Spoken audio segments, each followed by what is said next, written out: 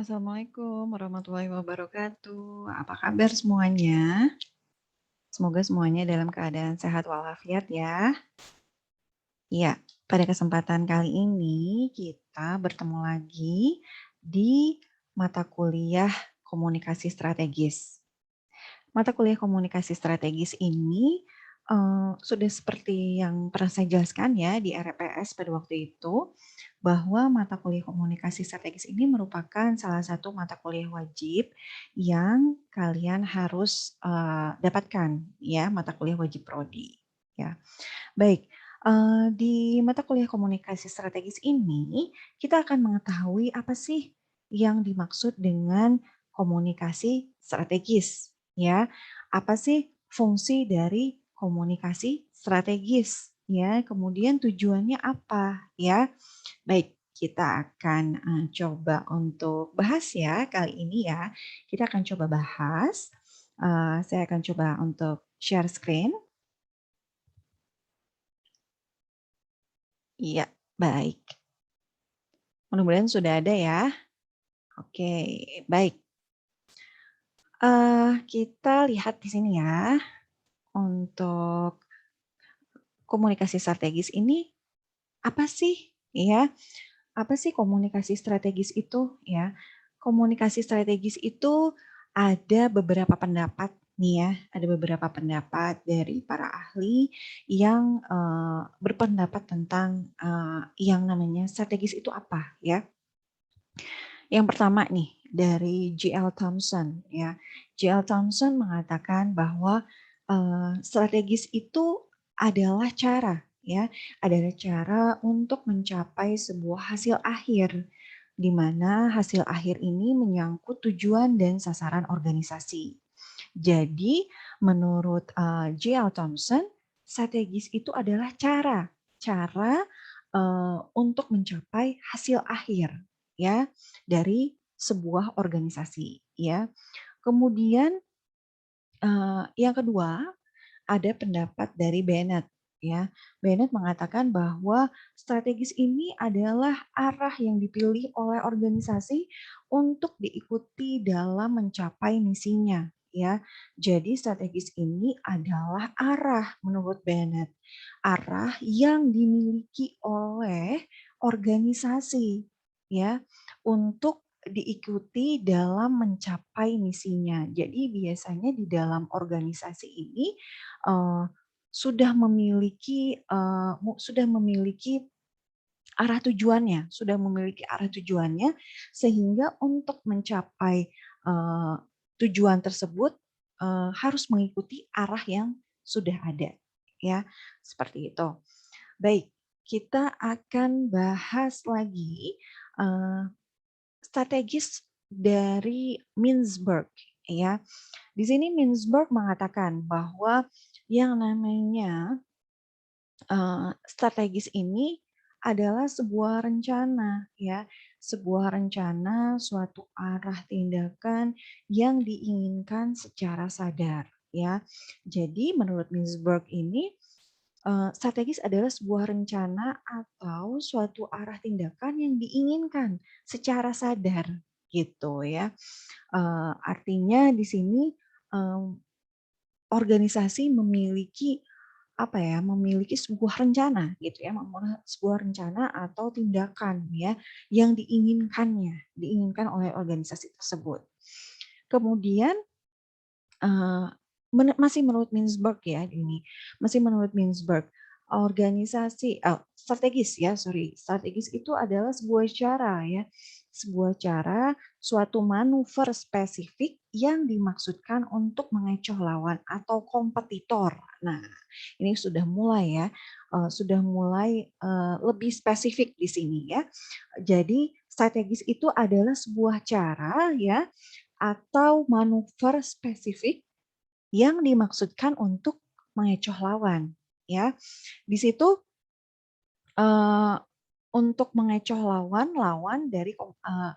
atau kompetitor. Jadi diperlukan cara ya atau manuver-manuver spesifik ya atau manuver-manuver spesifik seperti itu.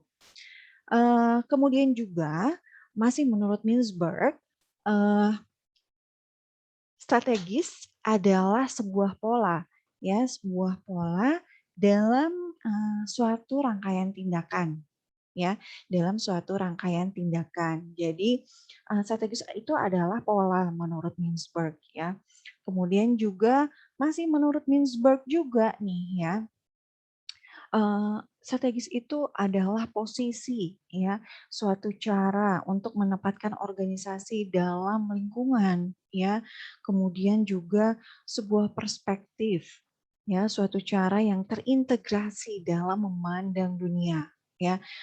Di sini kita sudah banyak nih ya melihat pendapat dari para ahli nih ya terkait strategis ya, terkait strategis. Strategis itu apa ya?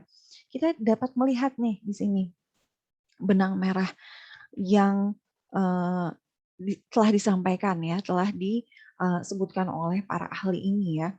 Eh, Bahwasannya strategis ini ya kalau kita tarik benang merahnya nih, yang namanya strategis itu adalah cara untuk mencapai sebuah hasil akhir atau pola untuk mencapai sebuah hasil akhir ya. Tentu kalian semua eh, pernah melakukan ini ya, pernah melakukan ini eh, untuk teman-teman yang pernah berorganisasi ya, organisasi kemahasiswaan atau waktu di SMA mungkin ya, itu juga memiliki apa namanya, memiliki eh, strategi ya, memiliki beberapa strategi untuk mencapai tujuan, ya kan? Untuk mencapai tujuan dari organisasi yang diinginkan pada waktu itu ya, seperti itu. Eh, kita ambil contoh deh ya, kita ambil contoh dari organisasi mahasiswa ya. Organisasi mahasiswa tentu mempunyai tujuannya ya, mempunyai visi misi ya, mempunyai misi, mempunyai tujuannya ya. Tujuan dari organisasi mahasiswa ini tentu harus dicapai dengan menggunakan beberapa strategi ya, beberapa strategi agar tercapai nih apa yang ingin ditujunya ya. Strategi tersebut tentu harus dianalisis terlebih dahulu ya kan, harus dianalisis terlebih dahulu.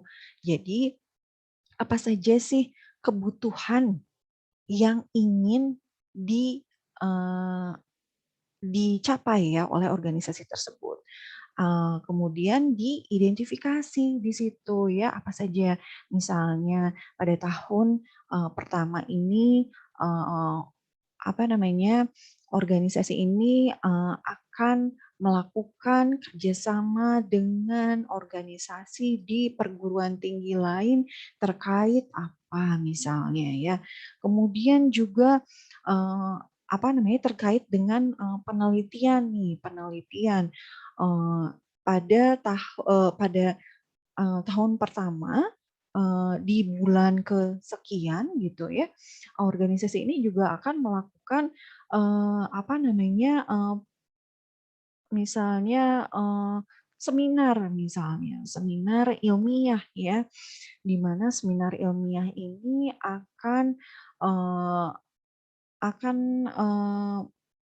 menghadirkan peserta dari seluruh Indonesia misalnya ya, dan sebagainya ya, banyak sekali ya yang bisa apa namanya, diambil contohnya. Tapi di situ kita bisa menemukan ya, bisa menemukan bahwasannya di setiap eh, organisasi gitu ya, di setiap organisasi apapun itu gitu ya, pasti mempunyai tujuan dan mempunyai tahapan-tahapan atau strategi-strategi untuk mencapai tujuan tersebut ya, seperti itu. Baik. Oke, sekarang kita akan lihat di slide berikutnya nih ya. Di slide berikutnya terkait fungsi komunikasi strategis ya, terkait fungsi komunikasi strategis. Fungsi komunikasi strategis ini apa sih ya? Fungsi komunikasi strategis ini yang pertama nih ya, mengidentifikasi dan menetapkan masalah ya. Jadi seperti yang sudah saya sampaikan, jadi harus diidentifikasi dan ditetapkan dulu permasalahannya itu apa sih ya. Karena kalau tidak diidentifikasi ya permasalahannya, jadi nantinya ngaler ngidul gitu loh ya. Jadi kesana kemari, jadinya tidak tidak tentu arah gitu ya. Jadinya apa namanya mengerjakan pekerjaan yang tidak semestinya gitu ya. Oleh karena itu harus ditetapkan ya, harus diidentifikasi dulu permasalahannya itu apa ya. Kemudian juga ketika kita akan melakukan sebuah apa namanya komunikasi strategis ya, melakukan sebuah perancangan komunikasi strategis ya, kita eh, harus ada arahan atau pedoman tujuan yang ingin dicapainya ya. Ada arahan biasanya di dalam organisasi melibatkan arahan dari pimpinan ya, dari pimpinan ataupun juga memiliki pedoman tujuan yang ingin dicapainya ya, seperti itu. Kemudian ya, yang ketiga meminimalisir terjadinya pemborosan sumber daya dalam rangka mencapai tujuan yang efektif. Jadi agar sumber daya yang dimiliki pada suatu organisasi tersebut gitu ya, biar enggak apa ya, biar enggak boros gitu ya, harus diminimalisir ya, harus diminimalisir dengan apa? Dengan dibuat planning itu tadi, harus ada planningnya gitu ya. Jadi penggunaan anggaran ya, misalnya sumber dayanya berupa anggaran nih ya gitu ya. Nah, penggunaan anggaran itu harus eh, di harus diatur sedemikian rupa agar tidak terjadi pemborosan ya, seperti itu. Kemudian nih ya, yang keempat, melakukan perkiraan atau forecasting ya terhadap kendala yang mungkin terjadi dan hasil output yang akan diperoleh ya. Melakukan perkiraan terhadap kendala-kendala apa saja yang akan terjadi ketika di depannya nanti gitu ya. Kemudian hasil outputnya apa sih ya? Hasilnya apa sih yang akan diperoleh itu ya? Seperti itu. Jadi perkiraan di dalam eh, planning sebuah komunikasi strategis itu diperlukan ya, diperlukan untuk apa? Untuk mengantisipasi apabila plan A-nya tidak berhasil. Oleh karena itu dilakukan perkiraan nih ya, perkiraan nanti akan ada kendalanya seperti apa sih gitu ya. Kalau melakukan jalannya yang seperti ini, kendalanya yang dihadapi apa? Nah, seperti itu ya. Jadi harus dirinci, harus diuraikan apa saja sih kendala-kendala yang mungkin terjadi. Apa aja sih kendalanya kalau misalnya eh, untuk kegiatan ini kita menggunakan atau apa namanya bermitra dengan A misalnya ya, pasti hal-hal yang kecil seperti itu harus direncanakan ya, harus dibuat ya perkiraannya. Kemudian melakukan pengendalian agar pelaksanaan senantiasa dalam koridor perencanaan yang telah ditetapkan ya. Jadi melakukan pengendalian agar senantiasa dalam koridor yang telah ditetapkan. Jadi harus terkendali ya, harus ada pengendalian ya pada saat pelaksanaan. Harus dikendalikan gitu agar apa? Agar tetap di dalam koridornya, agar tetap di dalam mmm, di dalam, ruangnya. Jadi nggak melebar kemana-mana gitu ya. Jadi perencanaannya sesuai dengan yang telah ditetapkan, ya. Oke nih, kemudian juga di yang keenam nih ya, yang keenam adalah memberikan kesempatan ya, memberikan kesempatan untuk memilih alternatif terbaik, guna mendapatkan hasil yang terbaik. Jadi harus, eee, memberikan, pilihan alternatif ya, harus ada pilihan alternatif. Itu masih berkaitan ya dengan yang keempat tadi ya, melakukan perkiraan masih, nyambung gitu ya. Kalau yang keenam ini adalah memberikan kesempatan ya, memberikan kesempatan untuk memilih alternatif apa sih yang baik gitu ya.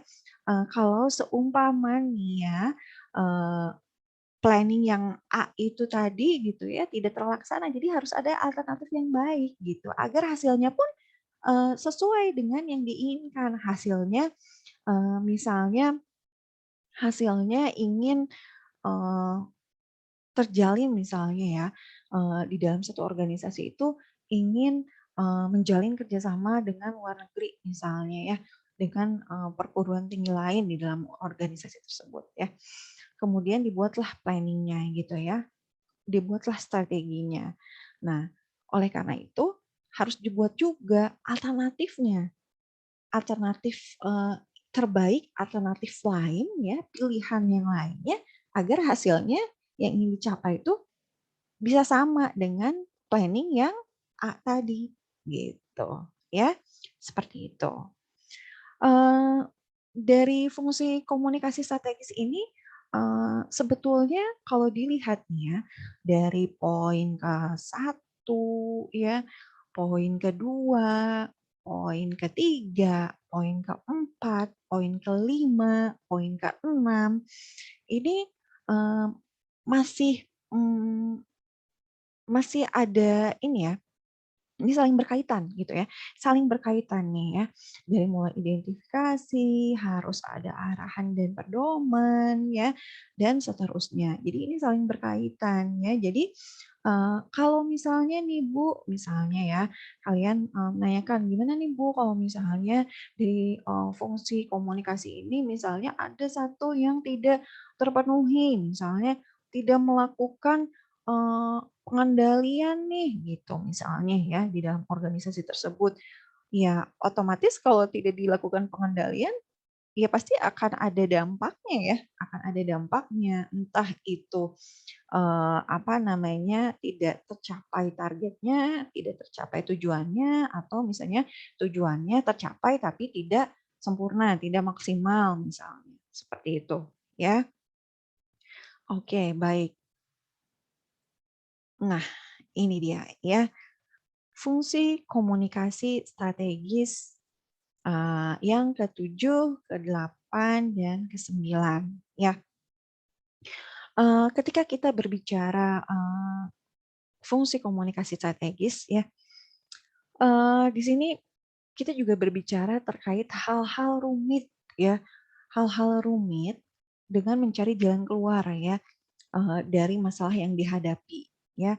Fungsinya komunikasi strategis itu gitu. Jadi untuk apa sih komunikasi strategis itu ya? Untuk mengatasi hal-hal yang rumit ya, untuk mencari jalan keluar dari masalah yang dihadapi gitu. Jadi, hal-hal yang rumit itu, bisa nggak sih kalau didiemin aja gitu? Misalnya ya, ada permasalahan di dalam satu organisasi gitu, ya udahlah biarin aja nanti juga ngilang sendiri, mungkin nggak? Mungkin nggak hilang sendiri? Saya rasa nggak mungkin ya, nggak mungkin hilang sendiri ya, karena semua itu harus diatasi, ya, harus diatasi, harus dihadapi, diberikan solusinya, jalan keluarnya, ya, seperti itu. Jadi permasalahan-permasalahan di dalam organisasi ini saya berbicara organisasi itu luas sekali ya. Jadi organisasinya luas sekali ya.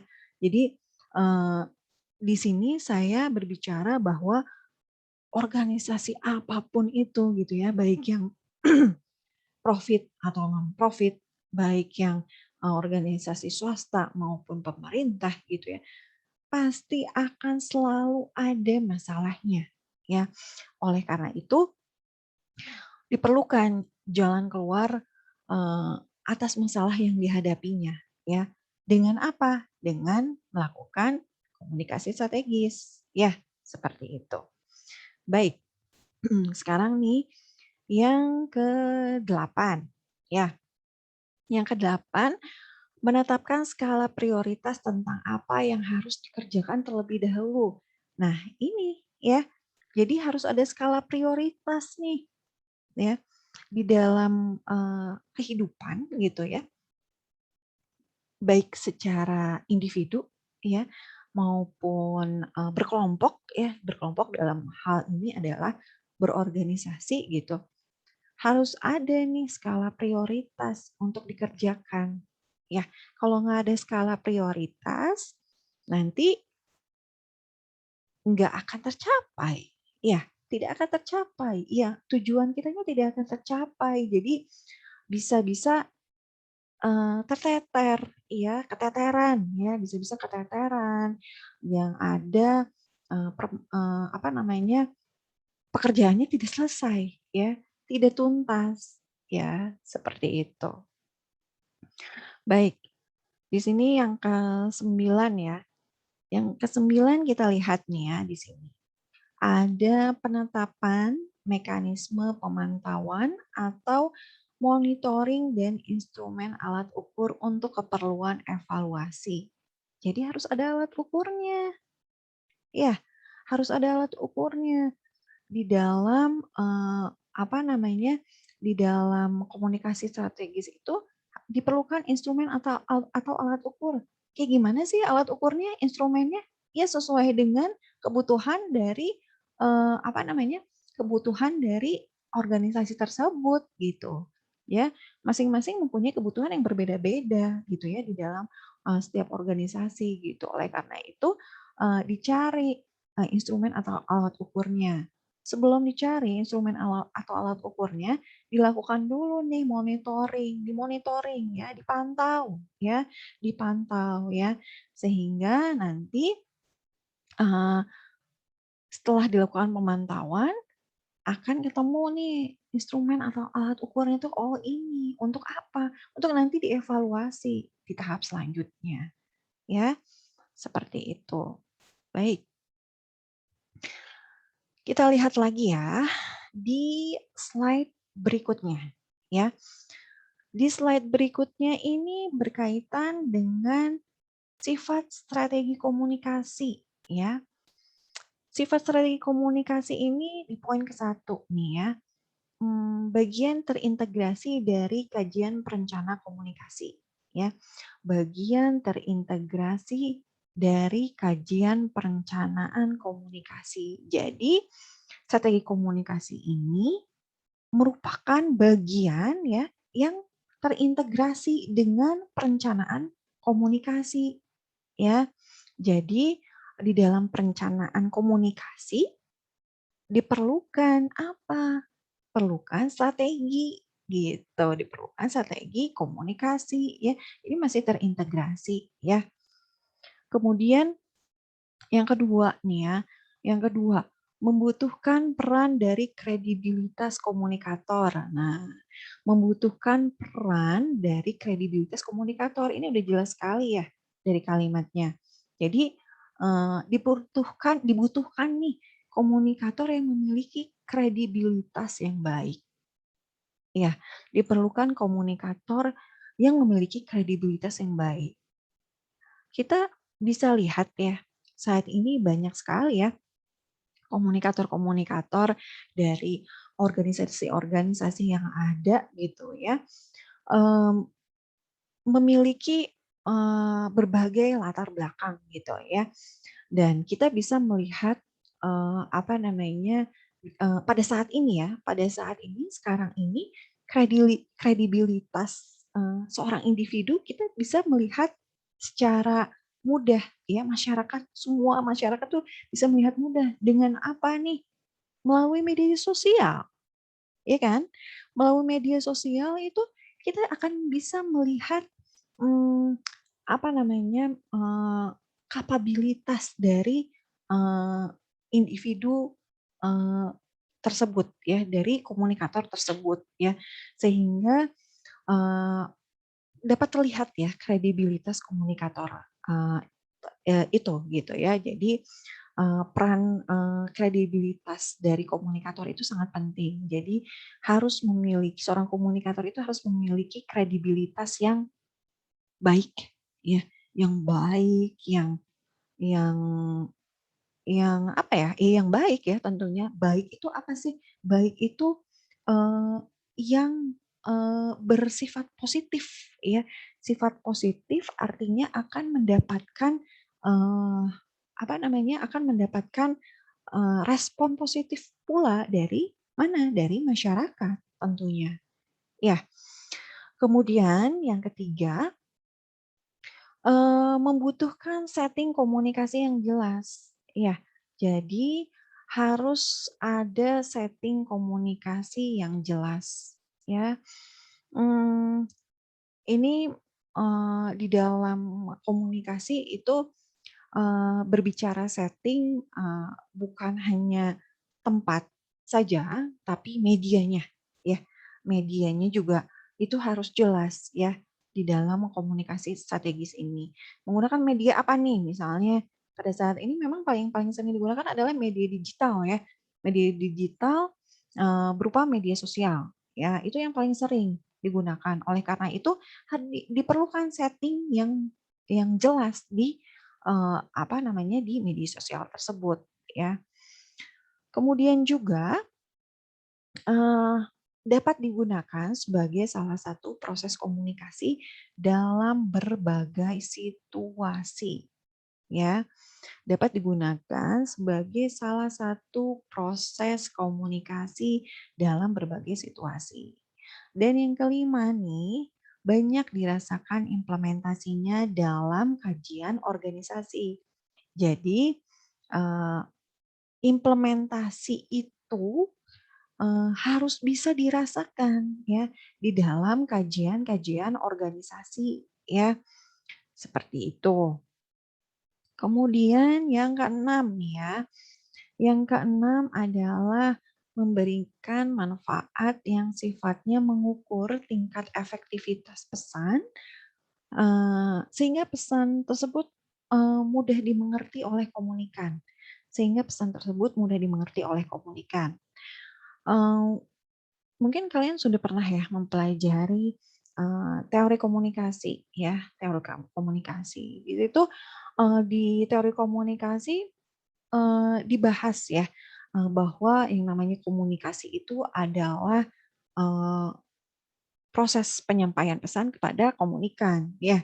Nah, komunikan ini harus bisa mengerti atas apa, eee, yang disampaikan oleh komunikator. Jadi, pesan yang disampaikan oleh komunikator ini harus harus mudah dipahami oleh komunikan, ya. Jadi misalnya sebuah organisasi katakanlah nih, misalnya, eee, organisasi, eee, lingkungan misalnya ya, organisasi lingkungan yang non-profit misalnya ya, yang bergerak, eee, yang non-profit yang, eee ya, organisasi lingkungan, ini, eee, harus bisa mengemas pesannya sedemikian rupa agar bisa, disampaikan kepada komunikannya. Ya, artinya di sini tentu organisasi tersebut sebetulnya ingin menyampaikan pesannya sebetulnya kepada semuanya ya. Apalagi yang berkaitan dengan, isu-isu lingkungan, tentu ingin disampaikan kepada semua komunikannya ya, komunikannya itu semua masyarakat lah ya, seperti itu. Tapi di sini diperlukan strategi nih, Karena tadi kita, sudah bahas ya, harus ada identifikasi dulu. Kita sudah mengidentifikasi dulu permasalahannya. Kemudian setelah diidentifikasi permasalahannya, akan keluar, akan dapat, oh ternyata masalahnya adalah pembuangan, limbah, eee, apa namanya, pembuangan limbah rumah tangga misalnya ya. Artinya berarti komunikannya adalah, masyarakat di, eee pemukiman, ya, masyarakat di pemukiman. Biasanya, eee, apa namanya, dilakukan, eee, strategi penyampaian pesan kepada, misalnya ibu rumah tangga atau juga, masyarakat, ya, semua masyarakat. Jadi tidak hanya ibu rumah tangga, tapi, eee, apa namanya, kepala rumah tangga pun sama gitu ya, dilakukan sosialisasi misalnya terkait dengan, pembuangan limbah rumah tangga misalnya ya, seperti itu. Baik, kita akan lanjutkan ke, slide berikutnya, ya. Di slide berikutnya ini, dibahas terkait bentuk, strategi komunikasi, ya. Terkait bentuk strategi komunikasi itu, ada apa aja sih bentuk strategi komunikasi? Bentuk strategi komunikasi yang diterapkan oleh seseorang ya atau sebuah organisasi akan akan dipengaruhi oleh tujuan yang ingin dicapainya. Sehingga bentuk komunikasi akan berhubungan dengan desain-desain komunikasi. Ya, sehingga desain-desain komunikasi itu berhubungan dengan bentuk komunikasi. Jadi, bentuk strategi komunikasi itu, eee, yang ditetapkan oleh sebuah organisasi gitu ya, dipengaruhi oleh tujuan ya, bentuk, strategi komunikasi itu dipengaruhi oleh tujuan ya, oleh tujuan dari organisasi tersebut ya. Misalnya organisasi tersebut tujuannya adalah ingin, apa namanya, eee, ingin menggaungkan misalnya atau tujuannya adalah, ingin melestarikan budaya Indonesia. Nah, bentuk strategi komunikasinya pasti berkaitan nih dengan tujuannya tersebut, tujuan dari, organisasi tersebut gitu. Sehingga, desain komunikasinya pun akan berhubungan juga gitu ya. Kemudian desain komunikasi yang dirumuskan mulai dari tingkatan ide ya, mulai dari ide sampai dengan, kertas kerja dan praktik-praktik dalam bentuk perilaku individu hingga menghasilkan efek komunikasi. Jadi desain komunikasi ini harus apa? Harus bisa menghasilkan efek komunikasi. Ya, setelah menghasilkan desain komunikasi, harus menghasilkan efek komunikasi, ya. Harus ada dampaknya, ya, harus ada efeknya, ya. Dari siapa? Ya dari komunikannya sebuah organisasi tersebut, ya. Seperti itu. Baik, tadi yang ini, bisa saya ambil contoh deh ya, bisa saya ambil contoh, eee efek komunikasi, menghasilkan efek komunikasi. Tadi kan saya sudah menyinggung tentang misalnya, apa namanya, eee, organisasi, apa namanya, organisasi non-profit, yang bergerak di, lingkungan misalnya. Nah, dari desain komunikasi yang dirumuskan itu harus mempunyai efek ya, mempunyai efek kepada, komunikannya ya, seperti itu. Misalnya limbah, rumah tangga misalnya. Nah, dari, apa namanya, dari desain komunikasi yang sudah dirumuskan itu harus bisa menghasilkan efek, dari, komunikan yaitu misalnya, ibu rumah tangga gitu ya dalam mengelola sampah. Jadi ada perubahannya ya, ada perubahan. Kemudian, dalam prosesnya memanfaatkan sejumlah media dan teknologi, sehingga dapat dikatakan bahwa fenomena tersebut menghasilkan sebuah bentuk komunikasi ya, seperti itu. Oke, baik. Ya, ini semua, dapat dilihat dan dibaca di buku, Dr. Edi Suryadi mengenai strategi komunikasi, sebuah analisis teori dan praktis di era global. Nah, kalian semua bisa mempelajari lebih lanjut lagi nanti kita akan bahas ini di pertemuan berikutnya gitu ya, terkait bab-bab lainnya gitu ya, sesuai dengan RPS yang sudah disampaikan. Dan untuk lebih rincinya lagi terkait materi yang barusan saya sampaikan bisa dibaca di bukunya Bapak Dr. Edi Suryadi. Ya, seperti itu. Baik, saya rasa itu saja yang dapat saya sampaikan pada hari ini. Semoga apa yang sudah saya sampaikan bisa membuka sedikit